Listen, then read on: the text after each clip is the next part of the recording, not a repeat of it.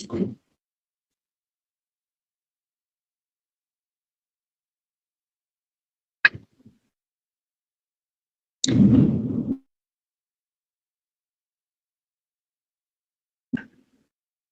then I went over to you guys now. For those of you online, we're gonna wait a couple minutes. They had their own building. Well, on their site.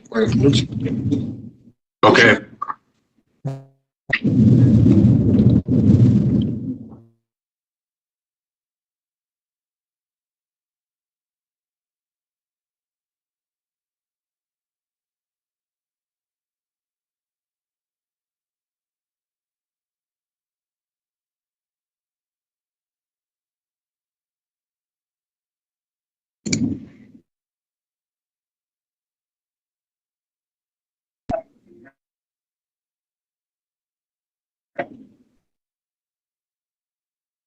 This had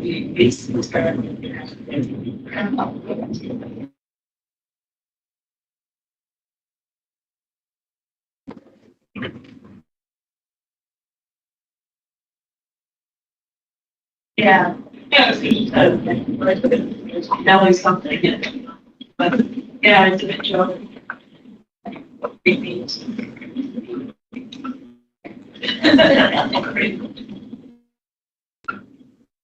All right, appreciate the help. Thank you. You too.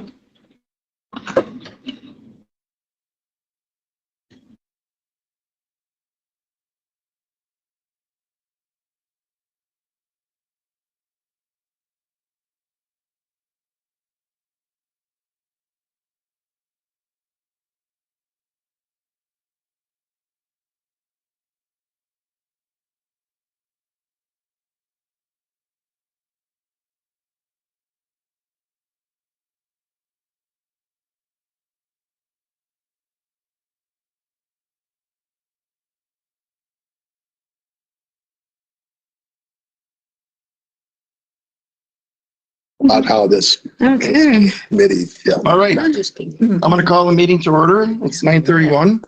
Whoops. All right. Did we do affirmation of public notice? Yes. Okay. Can you do roll call for us? Sure. John Pedretti, Here. David Strudoff, Yes. Bruce Kilmer, Here. Nathaniel Slack, Here. Patrick Sullivan, Here. Katie Helsa, here, Tom Weston, Here. Aaron Dahl, Here. and Kevin Larson. We haven't seen Kevin in a Not while. here yet. Not here yet. No. Okay. Did anybody have a chance to read the minutes? Yeah.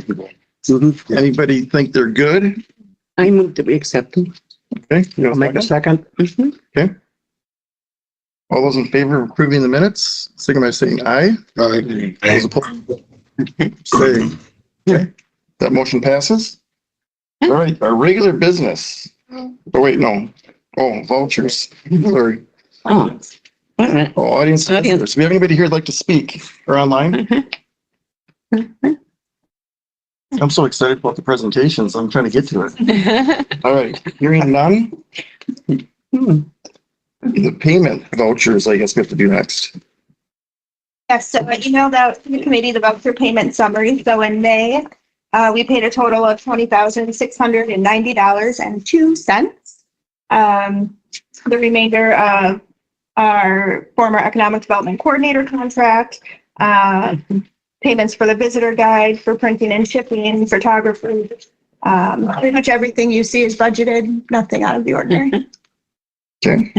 Anybody have any questions about the payments? All right. Now we're going on to do the partner presentations. So first up is Brookwood Chamber. We have Chris Clements. Good morning, John. I am pleased to hear that you are excited for these. I'm not going to let you down. I got a dog and pony show like you've never seen. Awesome. If you wouldn't mind just taking pass over and everybody can have a copy. I appreciate you folks having me here today. I'm Chris Clemens. I'm the executive director at the Baroque Chamber. Been in that position for coming on 3 years here. I want to let you know that I will be leaving my chair September 1st. Our board of directors is working feverishly on finding my successor. But just want to make sure that you're all aware of that before I come in here and ask you for some support. I want to start off just by thanking Vernon County and this committee in particular for its history of support for our efforts at the Baroque Chamber. Our approach to economic development and community development through the Baroque Chamber has really been to focus on the people in this community. As the Chamber of Commerce Director, one of our tasks is to promote business development here. And my approach has always been starting with the people. When we look at the data around who lives here in Vernon County, we know that there are a lot of relatively poor folks in this county. We are amongst the poorest counties in the state. We're making progress. We're moving up those rankings, but we have more work to do. Our approach to economic development, because we're serious about helping to uplift the people in this community up out of poverty, what's been important to us has been to invest in the people that live all throughout this beautiful county. If you've got a skill, you've got a hobby, you've got a particular thing that makes you happy, how can we help you turn this into a business?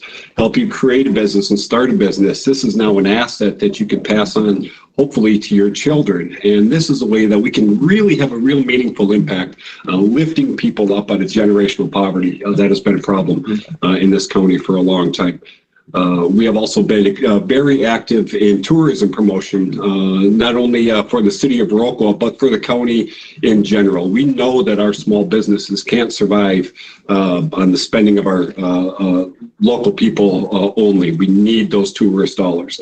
What we've also been really thoughtful of is as we are building Baroque as a worthy tourist destination, is we're trying to look 40 years down the road.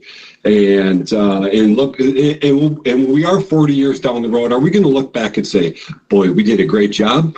Or are we going to look back and say, boy, we really messed up what was once an amazing community? So making sure that we are inviting folks to our community, inviting them to spend all their money, spend the night, support our businesses, but working really hard to just maintain all the amazing virtues of this community. There are lots of communities around the state that are massive tourist draws. We're not trying to become those communities. So that has been our approach to community and economic development for the people of Vernon County and Baroque. One of the things that we did last year, and I have to say in no small part on, we couldn't have done it without Larkin Breckel's amazing help. We launched a new website last year, baroquechamber.com. And it's our intention with that new website that anybody who is looking for anything, Driftless, Wisconsin, or Vernon County or Baroque is going to land at our site. And then this is a great resource for where to stay, where to eat, where to recreate. There's resources for business owners on there. I want to thank this committee. Last year, you supported us with $2,000 to help us with some of that cost for that website.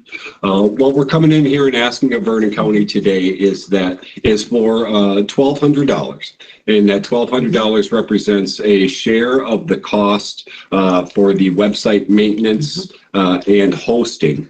Now, when we set up that website, we really looked around us and said, why do people come here? Because they want to go trout fishing, because they want to go camping, they want to go mountain biking. A lot of that stuff you don't do right in Baroque. You do that in all surrounding us in Vernon County. So the website is really set up to position Vernon County as a worthwhile destination, not only to come visit, but to come set up a visit and to move to. It's part of our workforce attraction too. When our largest employers are trying to attract folks from all over the country to come live here, especially when they're coming from larger metropolitan areas, they've got to know for themselves and their families that when they arrive here, they're going to have the cultural amenities that are going to make this a worthwhile place to live. So the Baroque Chamber's ask of Vernon County is supporting the amount of $1,200, and that's a share of the annual website hosting and maintenance costs. That's my ask. That's my presentation. John, I told you I had a full dog and pony show, but I'm coming close on the 5 minutes, so we'll have to do that another time. So I have a question for you. Yes, sir. How many members do you have this year? Right now, we are sitting in the neighborhood of 145 Baroque Chamber members. And for the people that are new to this committee, how many did you have when you became the director? We were sitting at about 80 when I became the director of the Baroque Chamber. Our funding for all the work that we do comes from three primary sources. Our membership support covers about a third. Revenue generated from events covers about a third. And then we are a contractor for the city of Baroque for tourism promotion. We get about a third of our revenue from the city of Baroque. So we are, for folks who are new, the Baroque Chamber is an independent nonprofit. We are separate from the city, although we partner with the city and receive some financial support from the city. We're just a small nonprofit, try to do amazing things for the people in our community. And I, for one, believe that we have been doing a great job over the last few years. You can just feel the energy in this community. And that's in no small part because of the efforts of you folks and the great strides Vernon County has taken in the last few years as well. I've got some questions for you. Absolutely. Okay. First of all, you have members not only in the city of Baroque, but you're widespread. We're widespread. We have members not only in the city of Baroque, but in the small communities all around us. We have members in the state of Illinois, Pekin, Illinois. We have members in Iowa, as far as Decorah. So yeah, our membership reach goes beyond this community. And the reason we're attracting those outside groups is because, number one, we partner with some of those organizations. So they want to support us as good partners. But folks are really starting to recognize that this is a community that is growing and that has opportunities. Particularly businesses today are realizing that young people especially are spending their money with companies and businesses that have shared values. And it's this strong community that exists here that are really attracting some of our members. And then I have a couple of other things. Keep them coming, Karen. I'll try to keep the answer short. What's happening tomorrow night on Court Street? Let's see here. Tomorrow night on Court Street. What day of the week is it even? Friday. It's Friday night. So tomorrow is Court Street. Nothing on Court Street, but Saturday we've got live music on Court Street. That's a Farmers Saturday. Market, and Okay. it's Saturday. I went to one of those. Matter of fact, I'm deciding I'm going to go to all of them now. Fantastic. And I sat there thinking, who pays for these bands that came from Tennessee and other places? So the Live in Baroque concert series is put on by a local nonprofit called Fourth Stream. Fourth Stream consists of a name you'll recognize, Christina Dahlhausen, Charlie Noer, a community member, Justin Miller, Brandy Meyer.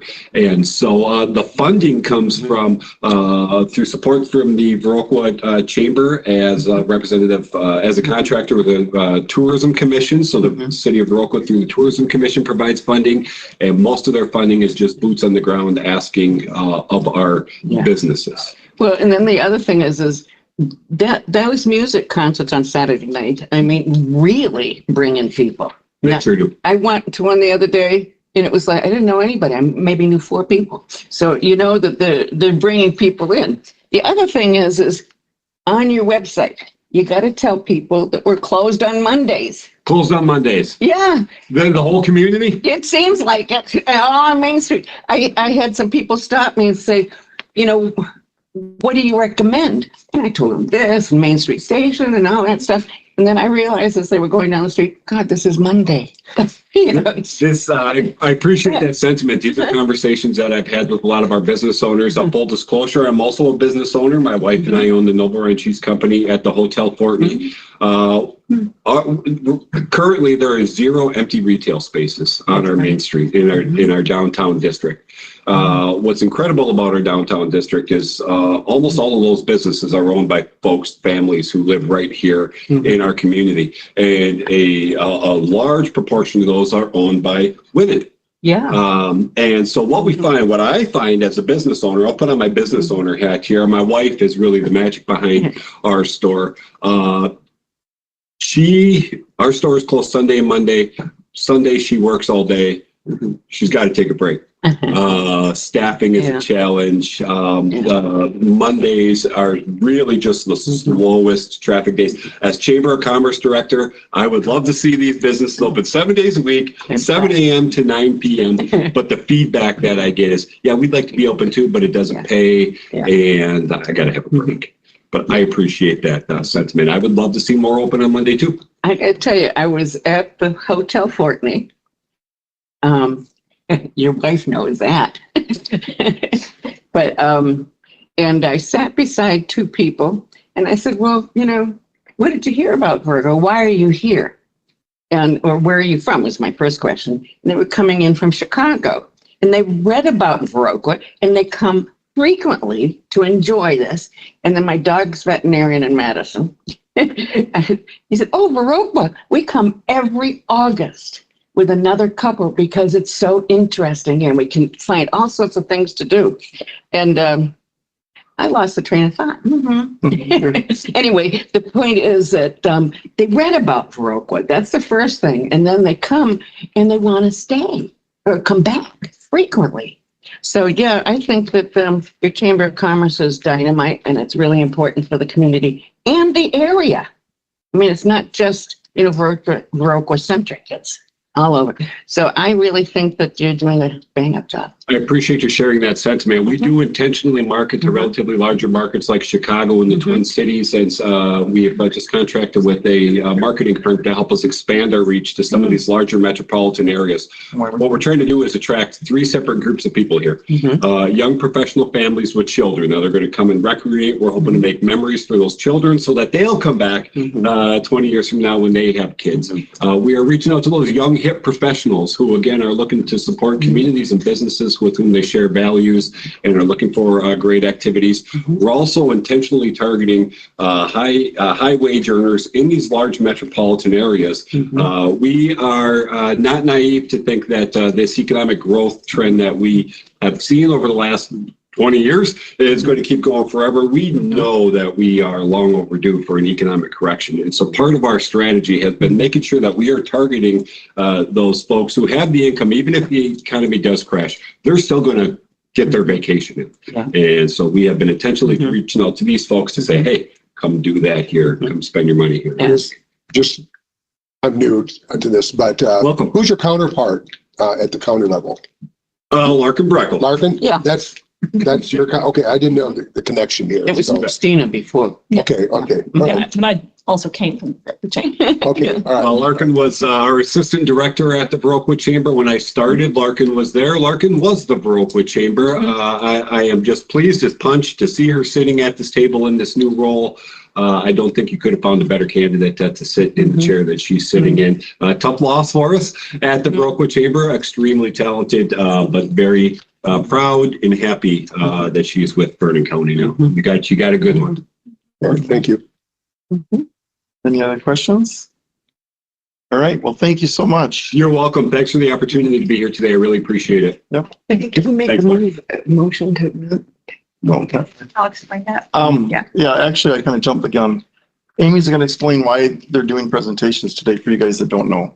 So every year we have our economic development partners, tourism entities located throughout the county, chambers and business associations and so forth. Every year they come to present to us to talk about, give an overview of what they do, and then ask for, so he made an ask for $1,200. This would be for 2025. And so in your packets, I had included our list of partners and what we've contributed to them in 23 and 24. So what we're doing today is listening to the presentations, listening to their requests and what they plan to use those funds for. We'll have more presentations in July. And then in July, after those presentations is when the committee will discuss how much they'd like to give each partner. And that will help when Larkin and I develop the budget for this department, which will be presented the first draft to you in September, I believe. So We have a meeting on the 11th too. yeah, July 11th is our meeting, and we'll have four more partners coming in to present. So just a little background on what they're requesting is for the next budget cycle. And our budget, that a lot of people don't know, is for this committee for this, our budget is $15,000. So we get a lot of asks, but we can't necessarily fulfill all of them with the full amounts. That's why we have to hear them and then we can read them out. Where's the 50K come from? That is budgeted. General, But, yeah, we're funded through, tax levy. All right. Any questions about what way we're doing this? No? Okay. All right. Ridges and Rivers Book Fest, if you'd like to come up and. And they called yesterday. Oh, no. Rescheduled. Let's be. Yep. I have to just tell you that it brought in at least 1,000 people. I worked Friday at 2 or 3 different things and amazing. Filled up the Temple Theater. And not all of those people were Viroqua, book readers. It was terrific. Anyway, my experience. All right. Mississippi River Parkway, if you'd like to. Thank you. Good morning. My name is Sherry Kwame. I chair the Wisconsin-Mississippi River Parkway Commission, also known as the Great River Road. And with me today, your commissioner from Vernon County on our commission, Lee Narrison, who I am so pleased to work with, and my husband, Larry Kwame, who also handles the ads for the publication that is in front of you, which is the annual, in this case, 2024 Visitor Guide. And ironically, my handout to you just happens to be placed on page 31, which is the Vernon County ad in this publication for our current year. Little history, because I know there are some new folks here today. Was the Wisconsin-Mississippi River Parkway Commission, the Great River Road effort, started in 1937 with the state of Missouri wanting to establish a national Great River Road and called it the Happiness Highway. And in that time, Congress enacted legislation that spawned the 10-state organization. Wisconsin established officially a National Scenic Byway application and our Great River Road by state statute in 2000. This is not in your handout. This is just the verbiage to give you. So what are we about?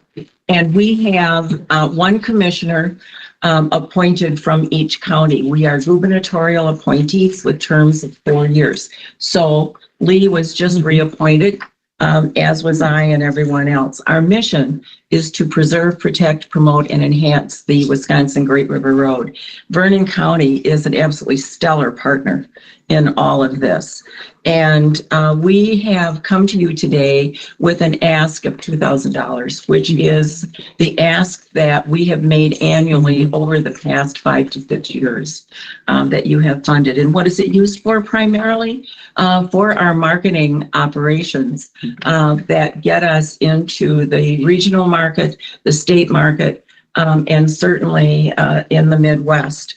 I'm going to talk to you a little about what we're currently doing, but I want to say kudos to Chris for giving the tutorial on what's going on in the economy, what's going on in the area, and the importance of partnerships. If it were not for partnerships of the 8 counties, we would not be sitting here today celebrating the fact that the Wisconsin Great River Road just had the premiere of the Discover Wisconsin episode, Explore the Wisconsin Great River Road, which we know, of course, Larkin attended. Amy, you were registered. Thank you very much for being there on May 15th. But that's just one component of this campaign.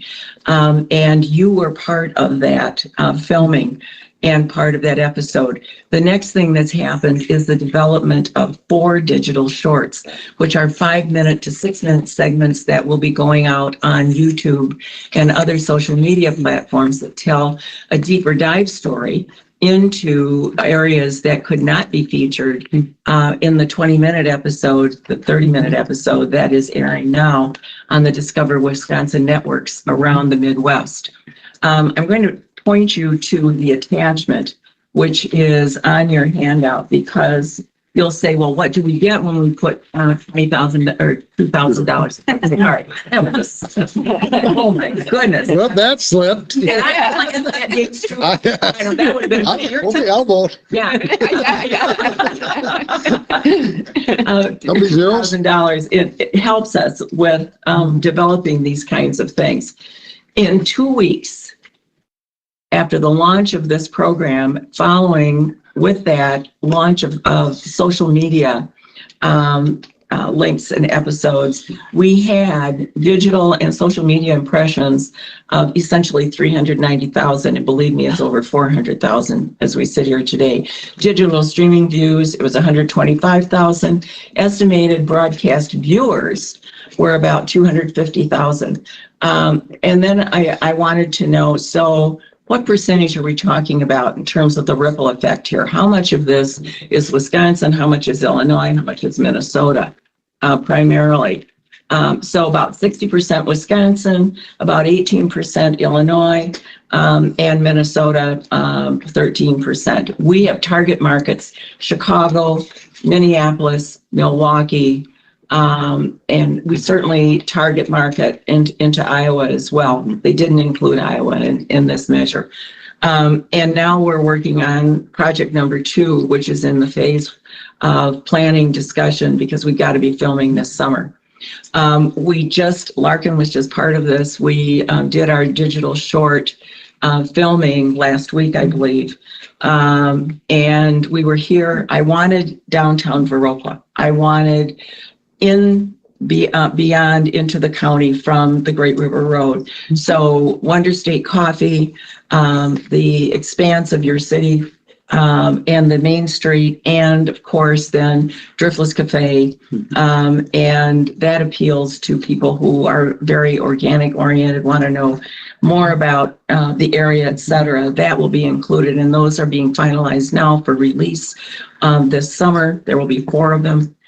So more that you will be looking to get. Next year, we will be talking more about featuring ways to get here. We'll talk about that a little more. Trying to keep to my 5 minutes. It's really hard. So one of the things I've talked to you about in the past is we've got to have capacity building for our Great River Road, our Parkway Commission. And this past year, we were successful in securing a part-time employee, 0.6% FTE, Selena Diggs, who started in her capacity as our office associate to help us with some of the things like you do for this group, Larkin. So that all volunteer work can in fact be expanded. And Lee and I can do more than we're already doing, of course. The next thing I've talked to you about on our report, our travel guide. Your example is such a clean, bold, strong ad. And this is in 50,000 copies of this publication that is being distributed all around Wisconsin, in eastern Minnesota, eastern Iowa, northern Illinois, like the areas of Galena that asked for this. We expect to run out by around the middle of October. But 50,000 is what we can afford. 50,000 is part of our distribution plan, which we organized in a very strong way this year, different than last year. We ran out last year too. We also advertise in Midwest Living using your lead of this kind of design. In Midwest Living, we did a quarter page that was just this cover without all of this verbiage down below, and our logo, and our website address.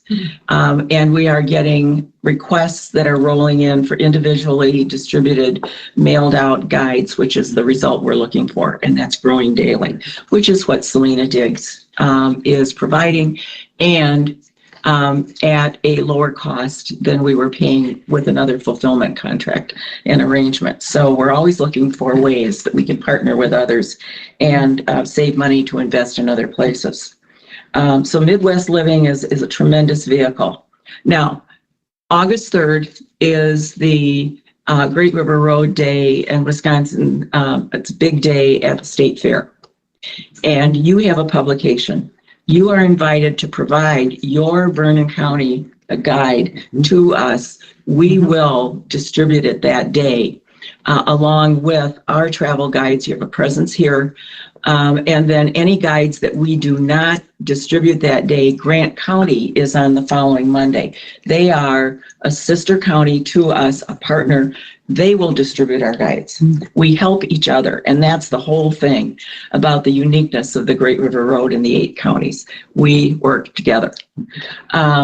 Coming up, we also are very near the 80% mark on our Mississippi River Trail project. I talked about that at your county board meeting.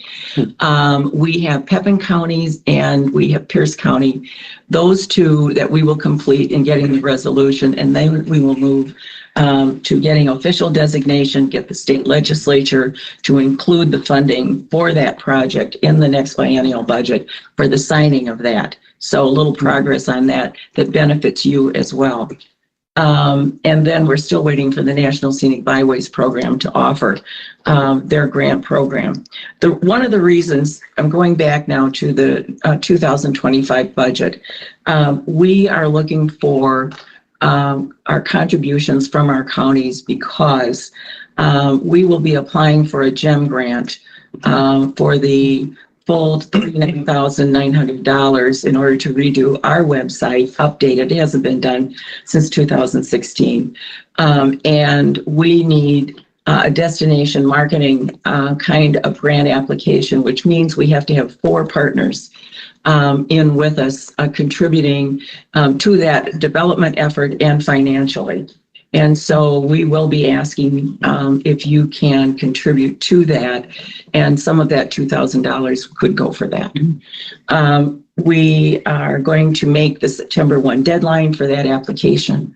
And I just wanted you aware that that will be an effort that unfolds in 2025.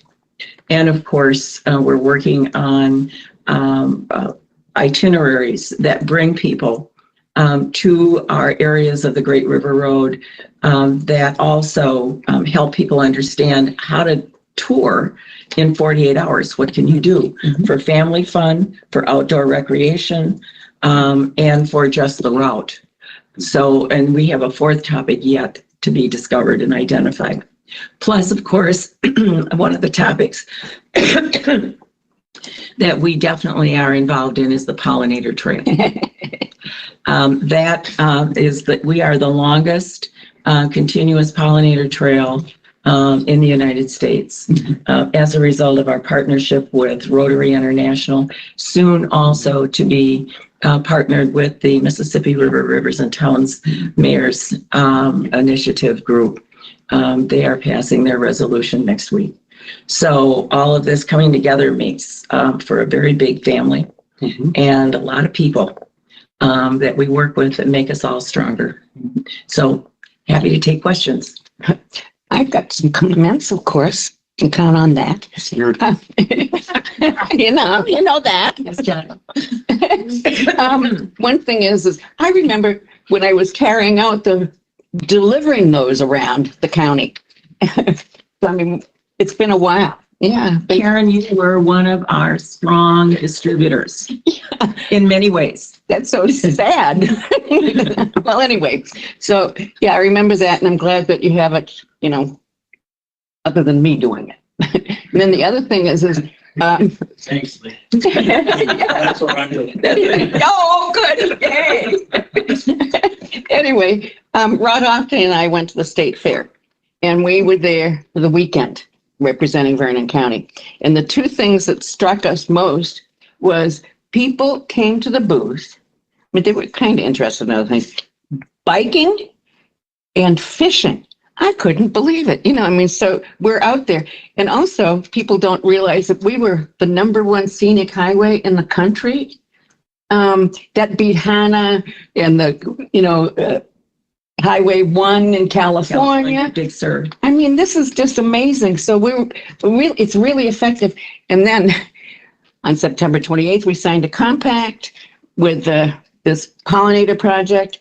And I was going to say, you're going to lead that pollinator thing, but I guess I'm the Vernon County coordinator for it. But I'm working with Sherry on it so that we can work with the different farmers and getting out publicity and stuff. Not only is it the largest conservation project in the country. It's going to be the largest conservation project in the world. That's what I was told. Anyway, so yeah, keep up the good work. Well, we're doing our best. Yeah, We're doing Yeah. our best. The other big thing at Fair, I worked with Fair Weather. yeah. Vernon County, is that the round barn? Oh, yeah. Lots of people asking us about how many round barns are, where do we see round barns? How do we get there? Yeah, yeah. That's great. Yeah. Mhm. Not to, I think the most embarrassing time for me to be a supervisor was about 4 years ago.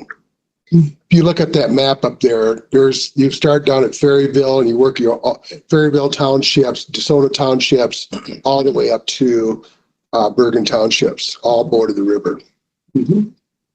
So I asked, what can we do? We have no parks. Yeah. What do we really do to help them? The answer I got from one of my supervisor friends, who's not on anymore, was, well, we put a 45-foot slab of cement down at Blackhawk Park for boats. I said, that's it. That's the county's total commitment to the river road is 45-foot piece of cement. That's it. Yeah. Yeah. I mean, I think what I'm just trying to point to what's going on here. The amount of traffic that goes up and down that river is incredible. Yeah. And $2,000, I'm almost embarrassed with that. I mean, we have to look at opportunities as a county where we can work with the people that live along there to help enhance it. And a 45-foot slab of cement so boats can go in and out is not going to cut it. That's right. And so that was I'm to this day so not happy about this because it is bullshit. Because really, I mean, I love everything else going on. We're doing the right things, but we are missing this strip, and it's embarrassing. And so, coming back on, that is one of my things. It's just you guys got to wake up to the fact that you've got that corridor there. Geez, take advantage of it. Yeah. If there's opportunities to be had there, partnerships, do it. And if that means we have to break a budget to give more money for certain aspects, so be it. You just can't walk away from this again. I can't stand it. It's just insane. I have not really said this, but Dave Strudel is the eye-opening strength that had me realize what an asset Old Settlers Overlook is. You talked about this back around that same time about 4 years ago about the grooming of that site was essential, and the attention to maintaining it was something that ought to happen. If it just, maybe it was the Lions Club that needed to do it. You just said somebody needs to do it. And I'm a member of Lions, and if nothing else, we're going to do it. So Larry and I drove up there, and I realized that John, you've heard me talk about Old Settlers Overlook forever. And you know that that's where I had to have my picture taken for Coulee women, I mean, I won't go anywhere else. So, and it's beautiful, and it's a wonderful place that is really today such an underused site. And it's in the 5-minute short that we talked about for Vernon County. So all of the things that you are talking about, David, really, you have opened some doors and helped us realize what needs to happen. And whether it was the Lions Club that started this in Stoddard or who really got this moving, today it is such a rewarding place. And that corridor, there are many things to do. The outdoor recreation is fabulous. I think signage is important to direct people. I was at Sugar Creek Park, which I didn't even know existed last week. Anyway, but I drive up and down the highway, and I still think that signage is very, very important. I don't mean the big billboards or the flashing lights or anything, but just making sure that we have adequate signage, not only for the bicyclists that we're talking about, that new trail, but also, visitors, so that they don't drive through Vernon County, they stop. And if they stop, they buy gas or ice cream or whatever. Well, you have the Great River Road Interpretive Center at the Fish Hatchery. Yeah. And you are attracting more international as well as national visitors to that site. Mhm. And that is free. Mhm. And for families, that is a tremendous experience Mhm. to be out in the middle of the wetlands on a walkway with kids, or to tour through that center itself. There are just so many wonderful things there. We've done it with our grandchildren. With the center too is, there's another example is you bring your kids there, they can get tours of the whole facility. They can go out and look at all the ponds, and they may be that day working with tagging certain fish or something. Sturgeon. Those kids can be right there. Your children could be right there watching them. It's for the public good. But, They can hold sturgeon yeah. in their little stream inside. It's like going, Yeah, So- and it's free. everybody comes. I had to laugh the other day. We did have vandalism into the park at Overlook. Someone went in there with a chain and cut the chain and open up the gates early so they could get up in there to take pictures and stuff or whatever. So, Wow. so they're literally breaking into the park so they can get up there and get pictures taken so they don't have to walk up the All hill. they have to do is get a hold of me because I can get the key. There you go. There's got to be an easier way, but someone cut the chain so they could get up. The park is wanted when they're literally breaking in to go to the park. So, but that's just one example Yeah. of many along that river. That's right. And we can do more. It's just we have to be open to the idea that that we have an invested interest in that also, because whatever we bring there will migrate easily That's to right. the rest of the part of our county. Oh, Easily. it does. Yeah. It's like, okay, I've been here. What do I do next? And the thing that I hear over and over is the value, the dollar value of traveling here. They can't believe they can have a steak dinner or a hamburger for the prices they're paying here compared to their metropolitan experiences. Their money goes farther. Mhm. And in this day and age, that's a strong message, and it's sure a welcome one. Mhm. I hear that. So I just got a call last night from this guy, Dan from Omaha, Nebraska. He wants to do the Great River Road. He doesn't know quite where to start, but he also told me something very exciting. He was going to watch the video of the 20-minute episode last night so that he could really get introduced to things that need to be on his list and experiences that he hadn't even thought of. So I told him, places to go, things to do, and I found out where he was staying overnight. So complimented him on his choices, but he was also coming because of the value, that his money was going to go farther. Anyway, happy to take any other questions. Okay, well, thank you so much for coming. Thank you. Yeah, thank you for asking me. And if you have any other questions you want us to come back, we'll surely happy to do it. Larry just loves to drive me places. And Lee likes to tag along too. I got him working, taking out these visitor guides and doing other stuff. Glad to hear it. He's a hard worker. Thank you. And Chris, thank you so much for talking about the economy. Thanks, Jay. Mm. Yeah. Visitors. All right, I guess that's done for partners. Now we're going to do the Economic Department Development Loan Program, and John Bingle's not here. So Amy's going to talk about the sheet. Yeah, so John, through Mississippi River Regional Planning Commission, emailed the May Economic Development Loan Report, which I forwarded on to all of you via email a couple days ago. If you hadn't gotten it yet, it's printed in your packet. But just take a look at this. Our ending balance as of May 31st is $395,631.60. Payments that came in totaled a little over $5,600 plus our interest. We did pay out Mississippi River Regional Planning Commission for the administration of this loan on behalf of Vernon County for their 2023 administration. Total outstanding loans, as you can see, is $529,000, around $893.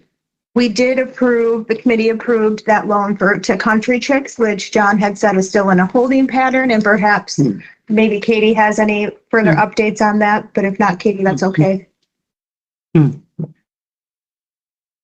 Yeah, that's still moving forward, just waiting on an appraisal. Okay. So that is why they're not listed as new loans in 24 yet, because it hasn't officially closed.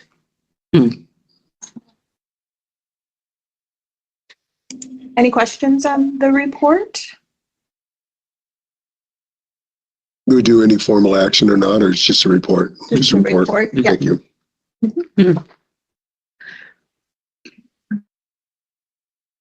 And then we want to move on to one. Probably move on to that one there.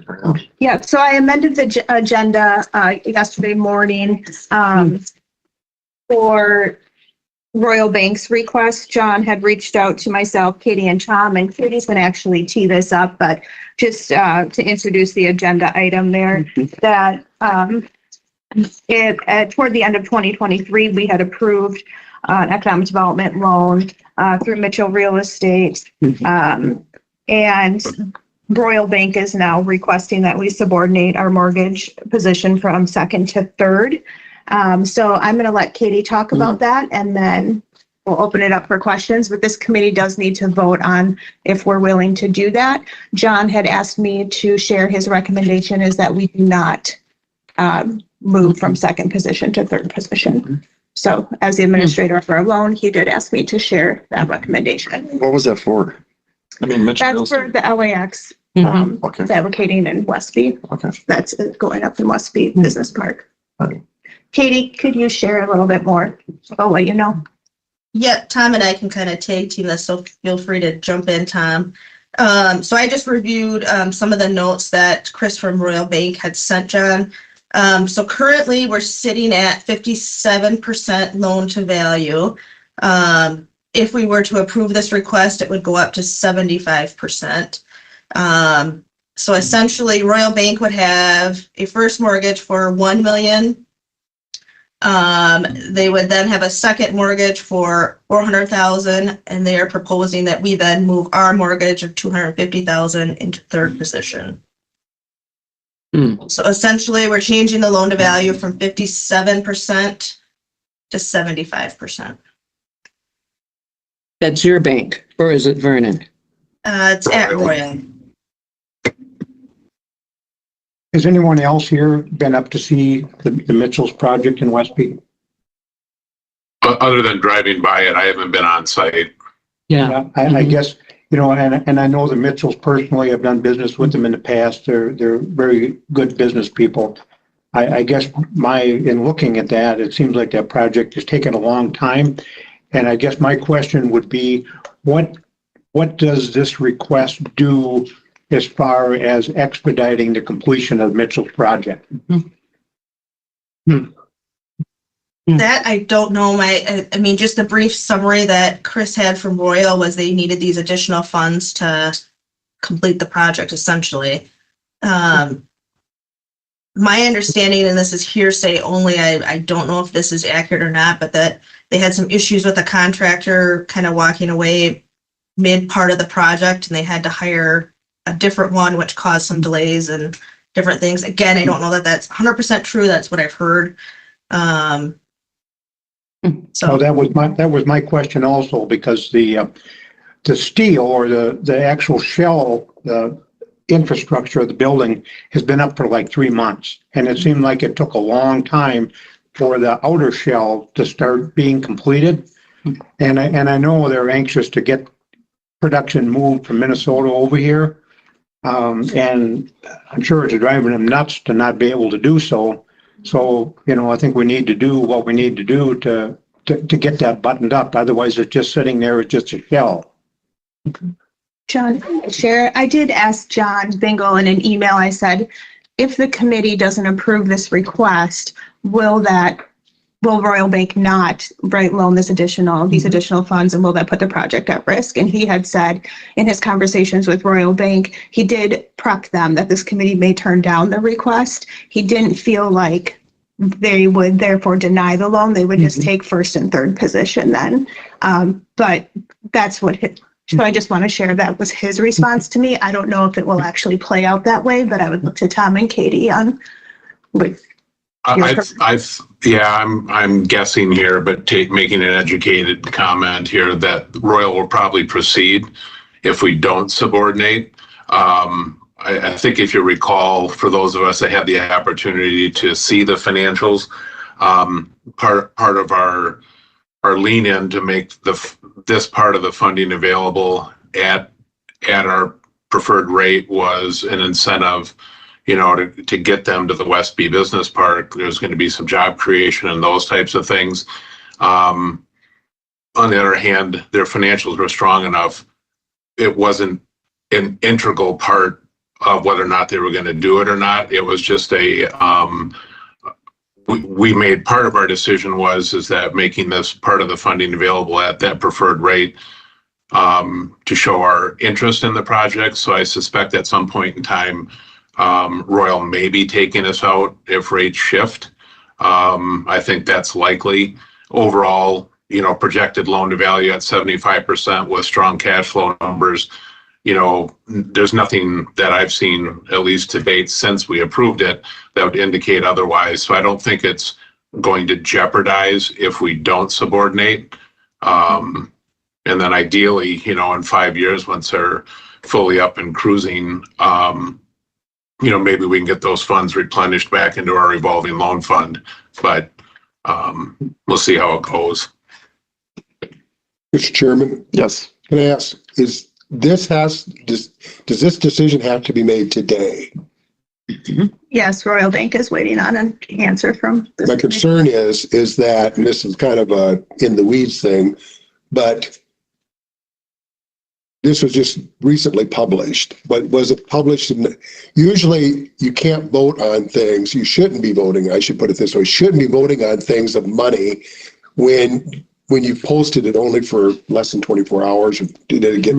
No, it was. You've made all those. Yep. That's my concern. I don't want to put us into an awkward situation where we get accused of you're railroading this thing through. You made the decision and you didn't even make the public notice minimum requirement. So that's all the reason I bring that up. Yep. I want to make sure that whatever decision we make, we're doing it in accordance to our responsibility as of doing public notice. Okay, thank you.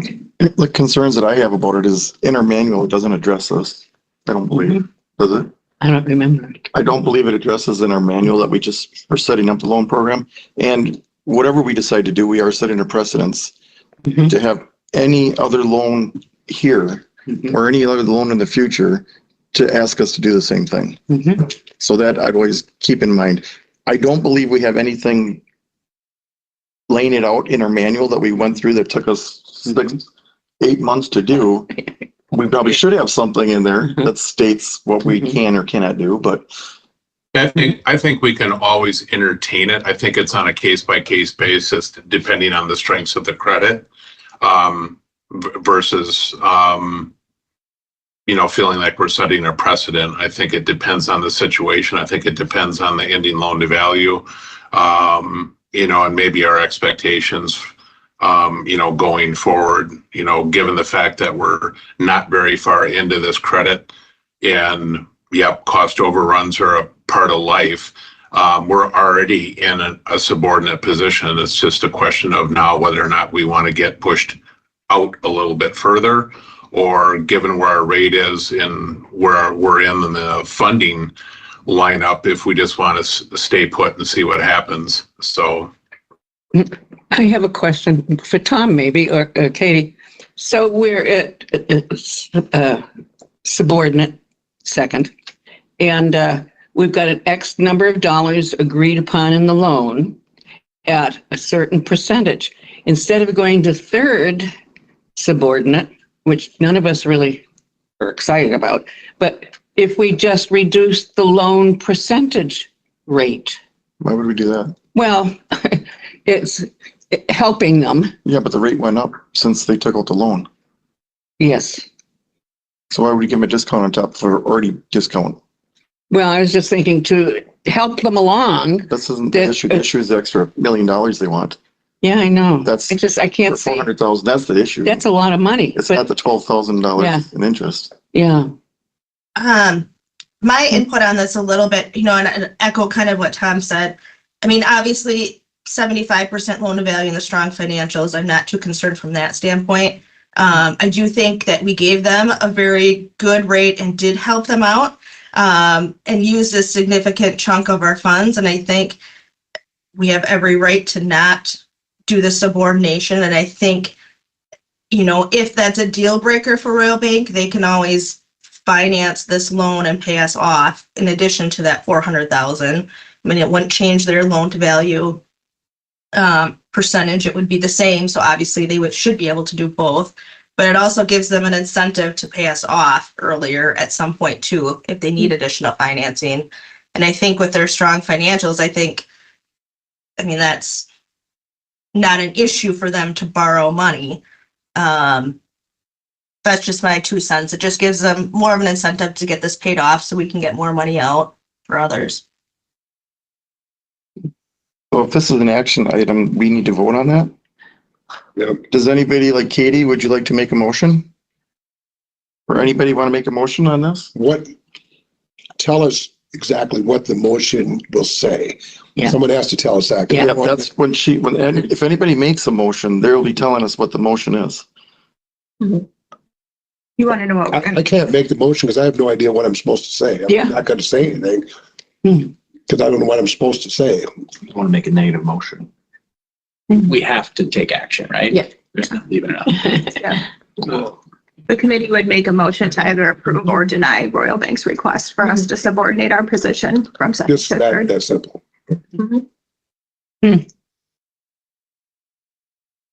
Now you're all looking at me. Is everybody okay with not? I mean, is there any opposition to not subordinate? I mean, is there any more discussion that needs to happen on that? Otherwise, I would make a motion. I have to defer to everybody. I'll second that motion Was that a motion? We need the words. The I motion. think Yeah. that was to it. not subordinate. I will make, yes, I'll make the motion to not subordinate. So to not change our current position. Right. Correct. Okay. And you'll, And I'll second that motion. okay, we have a motion and a second. Is there any more discussion? Okay, all those in favor? Well, I do. Yep. Read it aloud, please, what you actually have written down, because we just said two different things there. That Katie made a motion to not subordinate our mortgage position from second to third. All right, that's right. So it changes nothing. Yeah, right. Okay, all those in favor of the motion that's before us, please say aye. Aye. Those opposed, same sign? All right, motion passes. All right, got that done. Oh, my gosh. Okay, Karen. You get to talk about pollinators. Nope, And I'm just gonna say one thing. Okay, Sherry and I are working on it. We're finding that it's almost impossible to have our organic farmers work with the modern technological farming on one committee, because there's a civil war brewing there. So I'm working on one committee and the other. And the person I was working with in La Crosse has been ill all winter. So I was reticent to be contacting, different university programs that are working on pollinators, because I didn't want to do any, I don't want to annoy them because they get a lot of calls. So I'm just leaving it at that, but we're working on it, and that's about it. Thank you. yes, thank you. All right, department updates. Amy, what do you got going on?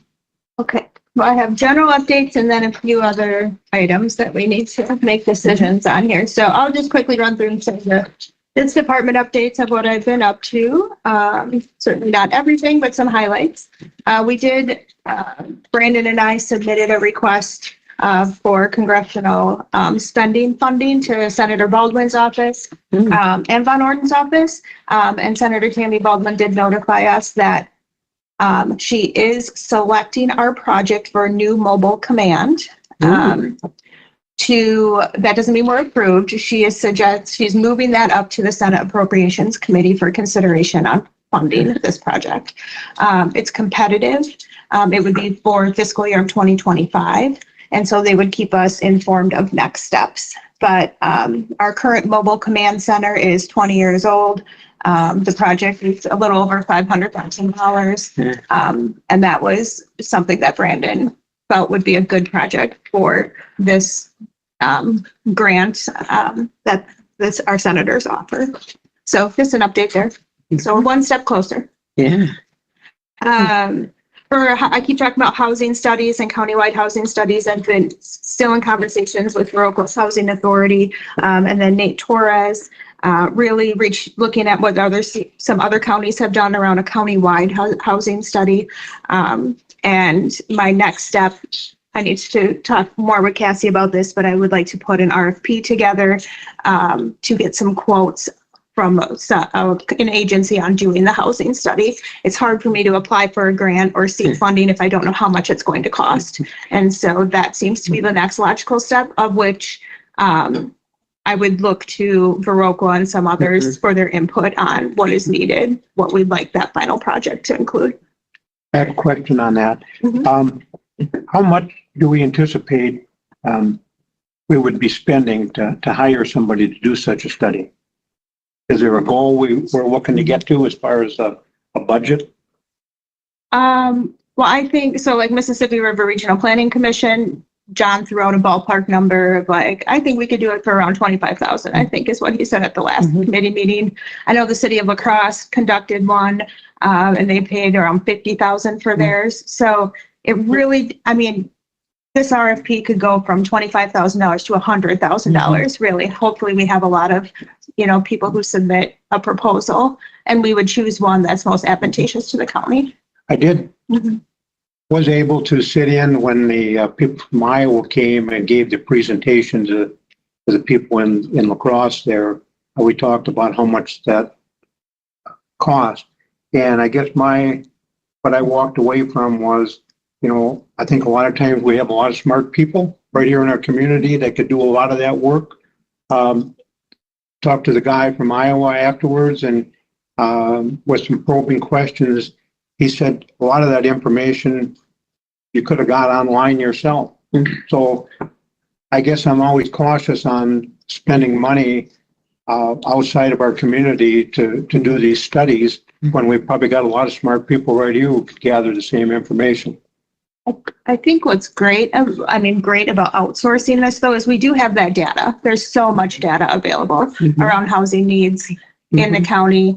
But I think what's really key is having one person going out and interviewing those developers and, hey, what is varied within Vernon County ordinances or within the municipality, ordinances, policies, and so forth, that's prohibitive for developers it's not appealing for developers to come here. And so one example, but specifically all those interviews would help us really pinpoint what are the needs of Vernon County? What action steps can we take? We know that we have an aging county. Does that mean we should look at, are they saying, hey, we should develop a senior community, right, housing area, and that will free up X amount of single homes, right, single family homes in the area. So I think it's just a more targeted study that would be helpful for us then to implement that plan. It would be more helpful for us to apply for grant funding when we can tie our project right back to a strategy or plan approved by the board. So we've done this before. You said the city did it? No, the city wants to. The city of Verocla. Has anyone done that in our area at all? I have one. Hillsborough had one, but it's out of date. And when I talked to Josh about that, the city administrator, so it's out of date for theirs. How about outside of our county? Is there any surrounding areas that have done a study? Yeah, Extension also has a community-led housing study that can be done in their survey. It would go through Qualtrics to do it, and it's a lot of boots on the ground. Well, the reason I'm asking, probing, is that I'd like to see some city that did it and asked a simple question, did it work? So I mean, you spent $25,000, $50,000. Did it work? Did all of a sudden you have housing availability? Did it work? Or did you spend $25,000, got great information and nothing happened? Well, housing studies have to be updated because if developers want to come in to an area, you have to have an updated housing portion. Especially in like comprehensive planning, the housing portion has to be updated within a 10-year period. The reason being is if you want financial assistance with that, and if you have workforce housing that you're trying to develop out, there are WIDA loans and other organizations that can provide assistance, but you cannot apply for those if you do not have an updated housing study. It is a requirement of it. So the study basically is simply to help us get revenue, not to provide us It information. will help provide you information to what your current housing stock is and the projected future needs. Its primary purpose is to get money. You use it to get revenue for grants. Grants. Yeah. For grants, yes, but it also helps you understand what you already have stock in, what your projected needs are coming out of that, what you're going to grow towards. It helps you plan ahead instead of look at, retroactive measures. I have a comment. Hillsborough just finished a 10-unit housing unit there. And that was essentially facilitated by Restore. So they worked with Habitat for Humanity. And Cooley Cap has that because they're working on, housing not only for low and income people, but also housing shortages, deserts and stuff like that. So those are really invaluable. Maya up at Restore and Hetty at Cooley Cap, and that's a lot of information available right now. Yeah. And I've been in conversations with Hetty. And don't forget Kaya up there at Restore. Yeah. Good. Tim, do you have a question?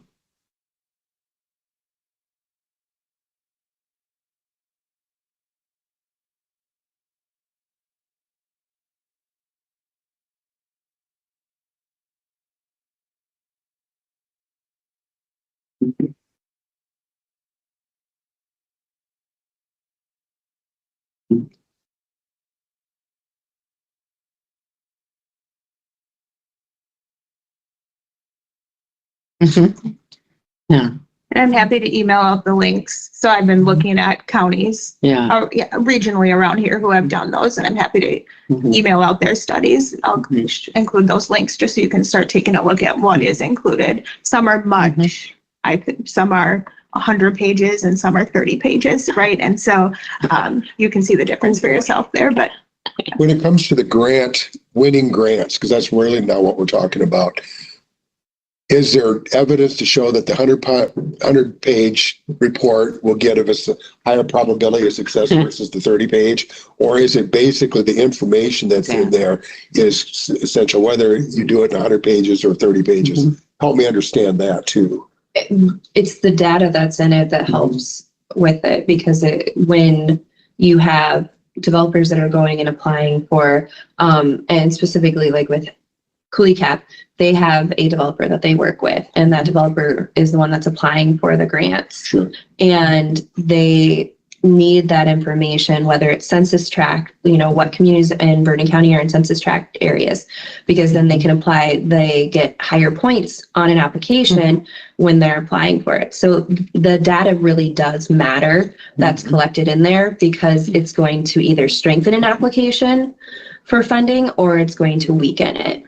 Okay. It's the quality. I was just looking at when you write this, if we look at something like that, it'd be targeted to maximize the efforts that we'll need to get our grants, but yet not waste time on frivolous things. That's niceties, but not necessities with regards to winning grants. It's the only thing, that's the only place I'm going with that discussion. So it's really a two-step process then. It's securing somebody to do the study, paying for that, and then getting a quality person to write a quality grant. Right.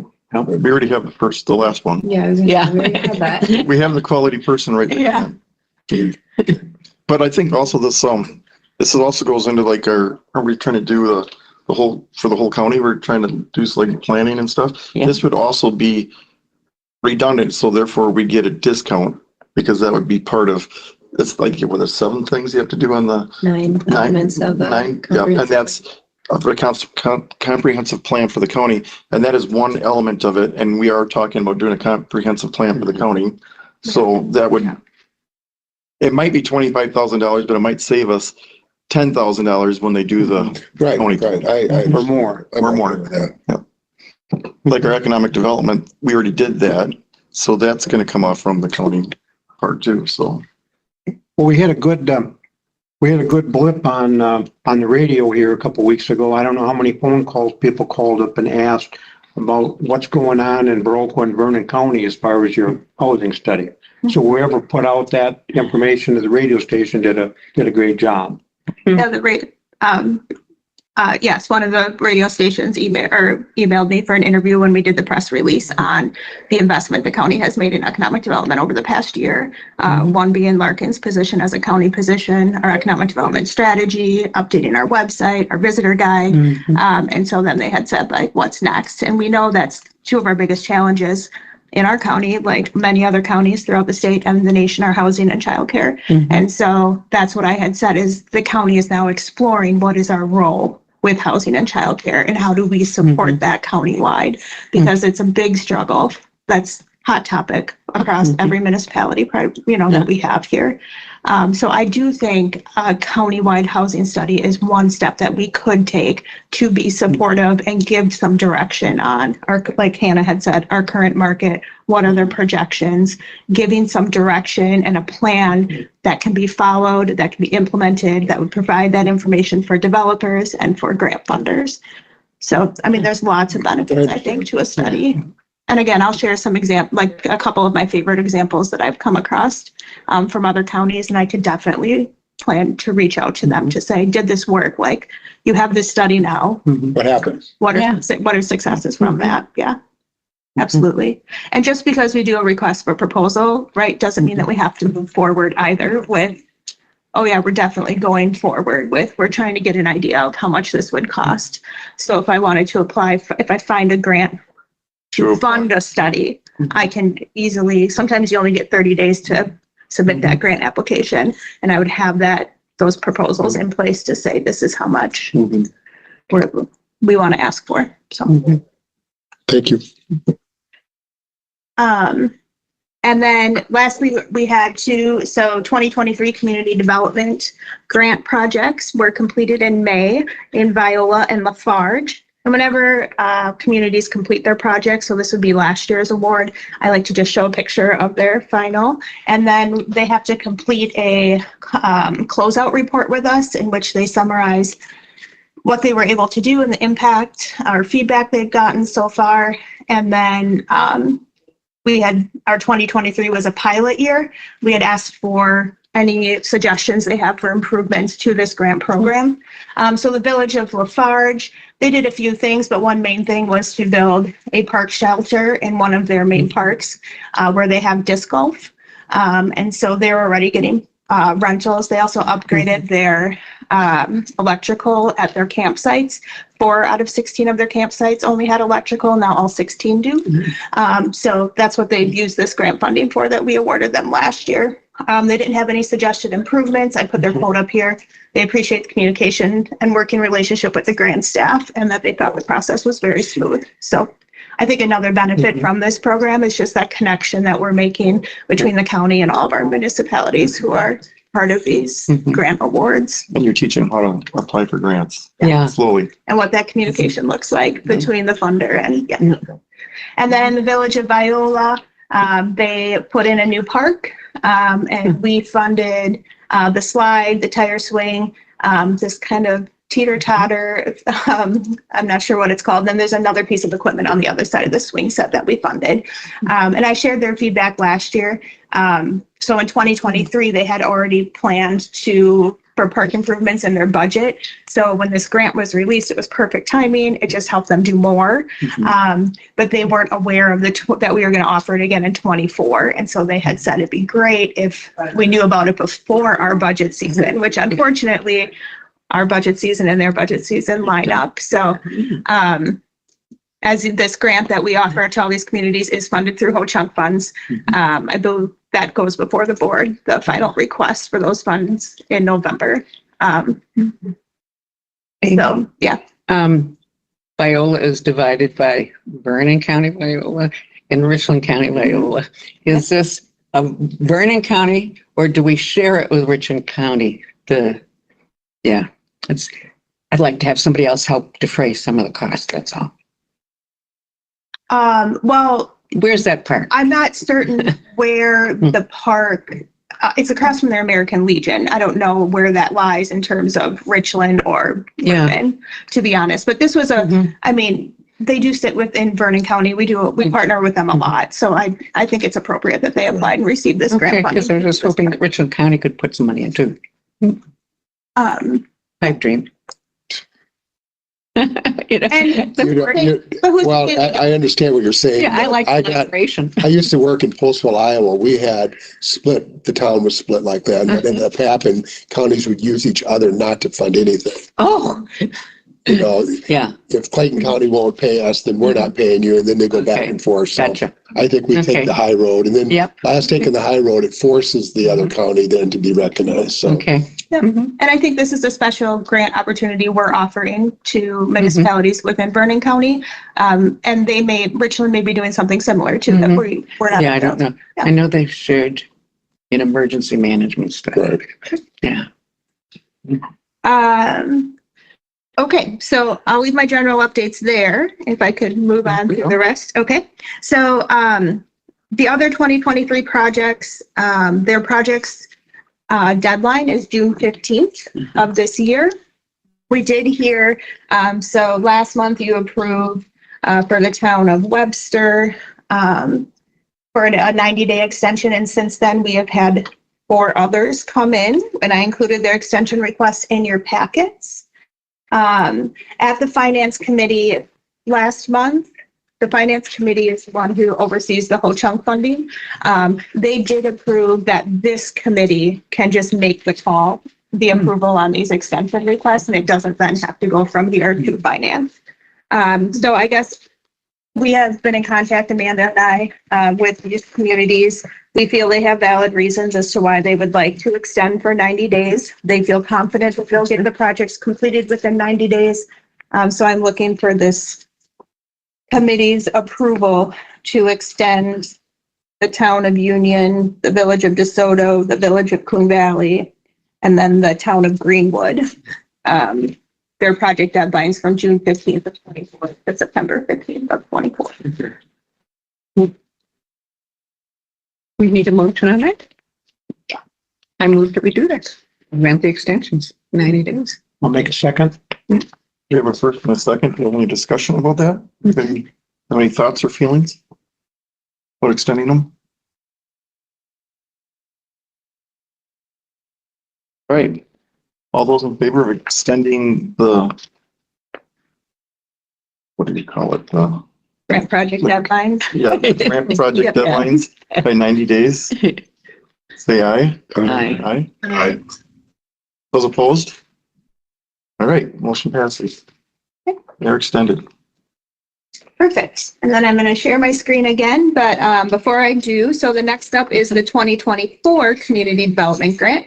So to recap, those applications were due April 19th. I'd like to give a big thank you to David and Nathaniel, along with Larkin and Amanda, for sitting in on the review committee. We had 13 applications. You only see 12 here. The town of Forest withdrew their application. Their request for $10,000 was going to be used as match toward a larger grant to fund a new snowplow for their township. They did not receive that grant. And so Mark Davison, their town chair, is very in favor of this program, but felt we're going to withdraw our request and so that funding can be used elsewhere since we didn't get that grant. So I'm going to share my screen here, but the review committee went through the applications and all 12 proposals that you see before you, the committee felt were good proposals. They aligned with community impact, economic development, resiliency. That's what we scored them on, along with budget, match, timeline of project. Is it realistic? Can they get this done by June 15th of 25? And so definitely some applications stronger than others. But for the most part, I thought everyone submitted a good application and a good project proposal. On the sheets you have before you, what you see on the screen is the committee's recommendations for awards. So municipalities listed down the left, what their grant project title was, how much they requested, their total project cost, a little description. So total project cost among those 12 applicants was over $471,000. Grant funding requested was around $83,500. We have a total of $150,000 to give away or award out. So if this committee approves these awards today, we'll have a balance of $66,443, which will lead into our next agenda item. So if we're going to approve these, we have to approve them one by one or all at once? Last year we did all at once. We did them all at once? Okay. Well, I move that we approve all of these that are indicated in this, because it gives us a good balance. Was that a motion? I did. Moved. You moved it? I moved it. Okay, I'll second it. All right. Any discussion? I have a question for you guys that looked at it. Was it informative to you? Did you learn anything about the communities and what they're doing? Or was it just whatever? Yeah. How'd you feel about it going through stuff? Good. I mean, it's cool to see what the smaller communities are doing and what's important to them. Yeah, I didn't find anything inappropriate for the program by any means. And I actually was impressed. I thought that it was really well. The people writing the grants did a nice job. They really did. They give the information they need to give. And actually, when I walked away from it, I was kind of impressed at the quality of work that they did. They did a nice job with it. Taking it seriously. They did. It wasn't just a frivolous thing. They sat up one night and just camped when they might have, but it didn't come off that way. I thought they did a nice job. They should be credited for that. Right. Any more discussion? All right, we have the motion to approve the grants here. All those in favor of approving the grants, signify by saying aye. Aye. Aye. All right, motion passes. Grants are approved.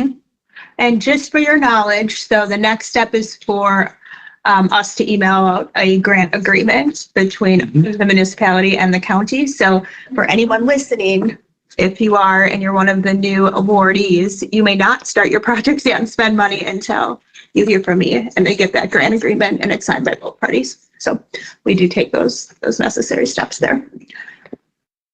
So that leads me into discuss a second application period to open August 2024. So we still have $66,443 to use in this grant.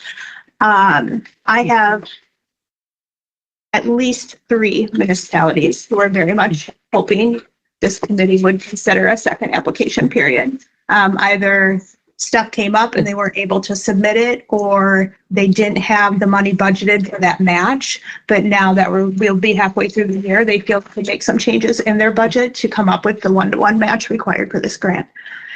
So that would be a second application period that would open in August, probably close mid-October, and then we would be reviewing and awarding that before the end of the year. Do you have any idea the amount of money those 3 put together? How much are we talking about? Did they give you any numbers at all? No, I don't know the numbers. I would anticipate we'll probably have more than those 3 come forward. Oh, okay. Sure.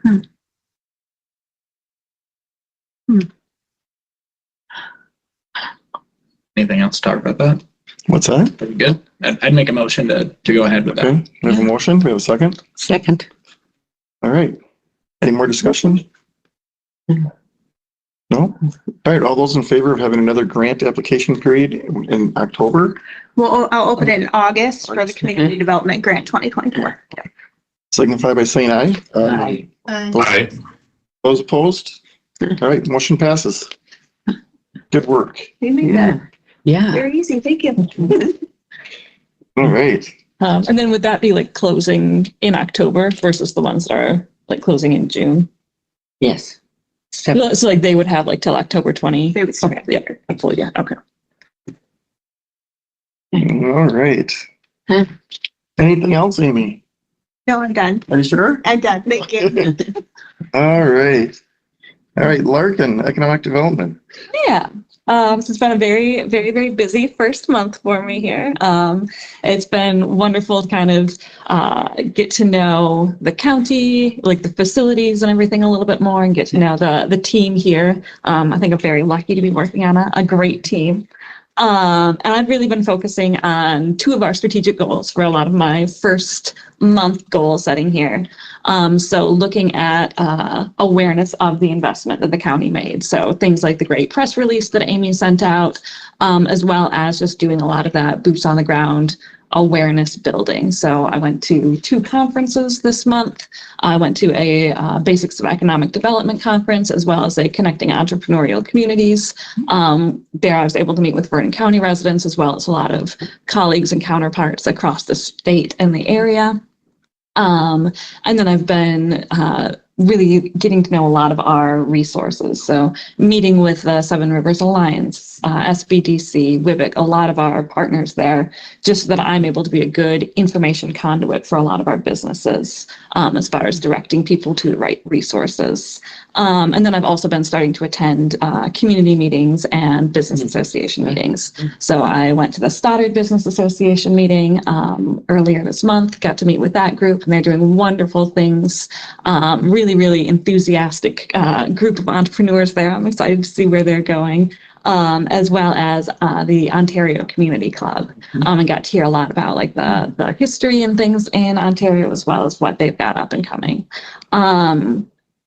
And then in this coming month, I'm looking to do a lot more of that. So I'm going to Queen Valley next week and meeting with their business association, and then starting to do business visits and business tours. So meeting with different business owners, finding out, what's going really well, what's a struggle right now, how can we support you in ways to expand or grow or do your succession planning. So got a whole lot more to learn, but I think it's been a really great first month here. Is it appropriate to ask what the Breckles have done in economic development? Like the Breckle family. Okay, family. Because this is important. It's important to know that somebody who's been in the trenches have done things. So, that's a good prior learning experience. Yeah. So for those of you who don't know me, a little background is I'm from in between Westby and Coon Valley. Dad's a lifelong and serial entrepreneur. It's just that preaching the merits of elderberries recently. But so I grew up with him starting businesses and kind of seeing a lot of that. And then my sister and her husband also have a farm in the area. So they have Beanie's Maple Farm. So before coming to the chamber, I spent several years helping them grow their farm from kind of a startup into like a small business, doing a lot of the marketing and farming work there. So yeah, have seen a lot of the hard parts as well as like the wonderful parts of entrepreneurship in this area. Awesome. Yeah. All right. I think we're on to Hannah now, aren't we? Yes, and I will try to keep us short. We can end early. And your one-pager is included in their packet. Yes, perfect. So I'm going to breeze through this, and if you have any questions, feel free to ask. So May was a very busy month. June is shaping up to be the same. Attended several professional development events, and also had an I&E club. I have another one coming up here in June, and those will continue inevitably until Sue tells me otherwise. So, and the picture you see right there is from the cross-county multi-partner roundtable for small business development in Crawford County that I was part of. We had WIBIC, SBDC, SBA, Cooley Cap was there, and Driftless Development, Incorporated, so Crawford County's, EDO. What's cows? COWS is, the county elected official workshop training, so it's, for anyone that's newly elected for it. And extension colleagues are able to attend that as well, especially if we serve on committees, so it's extra professional development for us. And WICTA board Manny. Yeah, so the WICTA, so that is a, there's going to be a lot of acronyms. Yeah, that's what I think. So, because extension, we just like acronyms. So what it is it's the Wisconsin group of environmental and economic development extension professionals. So it's our internal statewide association for extension people that do what I do, including our like natural resources and environmental people. I was elected to the board in April at our JSEP, another acronym. Then we have a lot of Well, you know, the reason I bring that out, and I know it's nitpicking, but you know, I'm finding it challenging. But for public information, when all of this is published, people need to know what that means. Yep. Yeah, that's all. I think there need to be. Okay. A clarification. Yeah. I can write it out. What's REV? Rural, that's the actual brand name of it though, so that has to be that way, but it's Rural Entrepreneurial Venture, so. Okay. And that is on all the marketing materials. It is in, when it's in paragraph form, it is written out initially and then referred to as REV after that. And that's all I have, so if anybody has questions. You know what EPA means, right? I know what VCB stands for too. Yeah. But did you know all of them? Did you know all of those? Oh, heck no. That's what I thought. One of the things that I've seen organizations do though, because I belong to one of them that's notorious for it, is just have, particularly for your supervisors, just keep an updated list on these acronyms and what they mean. Yeah. You don't have to share it with the public, but just so that we can refer over to that. Yep. And just keep the, if you can stay on top of that, help us. It helps with our ignorance a little bit on it. But that would really, that way you don't have to recreate it all the time. It's just add to it, or maybe if something goes up in smoke, you can erase it. But you see what I'm saying? Yeah. It would really, And it'll change too, because as things change. as things change, as my work evolves, it'll and that'll be. that would help us be a better point of view. If Yeah. I don't know what's going on. Okay. Would have said better than myself. Okay.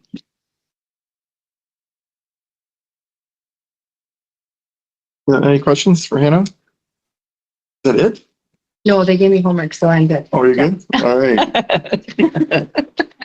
All right. Do we have any agenda items for the next meeting? Yes, we will have a handful of partner presentation. But as of right now, that is all I have for next meeting, unless anyone else has, in addition to the regular. First of all, thanks to Amy and Hannah for taking the time to explain the importance and need for having that study done. I didn't realize that was a part of the process. So thanks for taking the time to do that. Do we need to have further discussion as far as asking one of those companies what we want, or do they make a proposal to us and what they offer?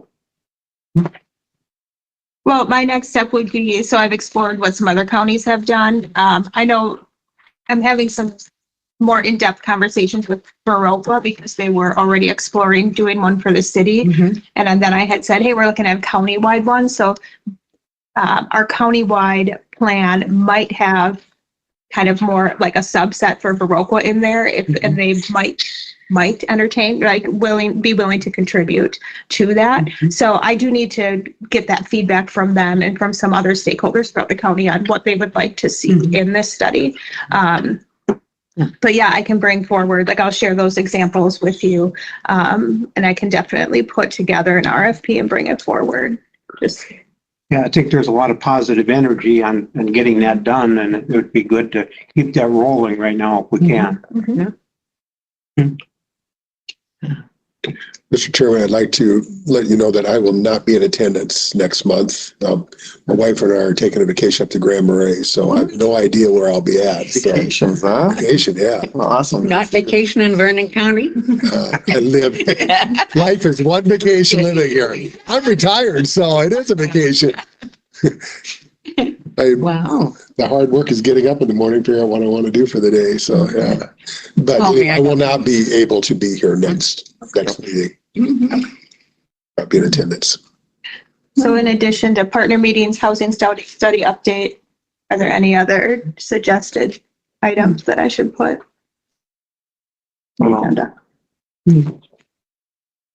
I have, Well, we have a standing one, John, so. Yep, yep, economic development loan update will always be on there and department updates will always be on there. Yeah. And when would we want to put back on July or August the conversation with the subcommittee, or if Larkin will work through action items from August? I have Lonnie's here, so I can't say it too loudly. Where did you get some more of these? You want yours? You give it to, I'm gonna drop them off at the fish hatchery. Sorry, Mary, I'll drop them off. Yes, it is. Item, You guys don't want them, I'll take them. so I think. You're going to the fish hatchery? Wait, then. You want me to drop them off? Ask. Sorry. There you go. This is so. Or you can reach out. But the little kids will go reach out nuts to with John and I separate them. Yeah. Yeah. That's organic. Did you look it up? I take that as a compliment. Are you doing sarcasm? No. Just a reminder, our regularly scheduled meeting was for July 4th, which we won't be here. So that got moved to July 11th at 1:30. And David, you said you won't Will be. not be here. Tom, I believe you indicated you won't be in attendance. Is that accurate? Yeah, I think there's a Legion tournament up in Ely, Minnesota that we're heading towards, so I'll confirm it as soon as I can, so. The reason the date has changed and the time has changed was, What's it like? and our presenters were. Busy. That date work for just make sure we're gonna have a quorum. Does it work for everyone else?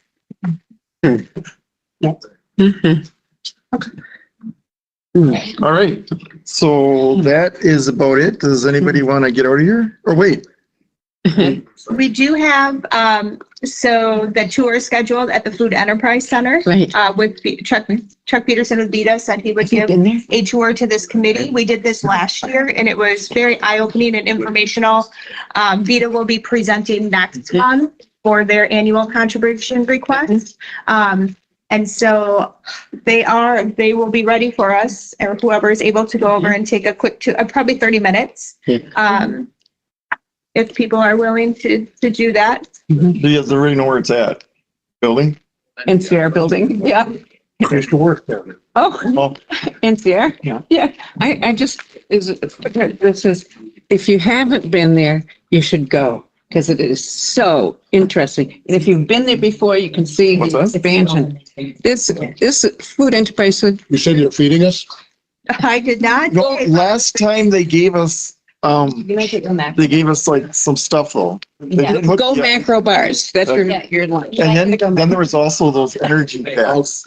Uh-huh. Yeah. But I've got to tell you, Sue Noble is one of the most effective economic development engines in the county, in the history. And She's awesome. now we have Amy. But anyway, she's really been there when she had no support. And it's really amazing. Your response. Let's help Dave out. Poor Dave, he needs that help. Yeah. Looking for a motion, right? Yeah, I so move. Second. all right. Thanks, guys. Yeah. You did good work again today. We're meeting Have a over good day, here. everyone. Yeah, Thank Thank you. you. I won't be able to attend because I've got high school kids that are wrecking stuff right now that have to Mark and me. get after it. Just, in the parking lot, no question, I don't know where the meeting.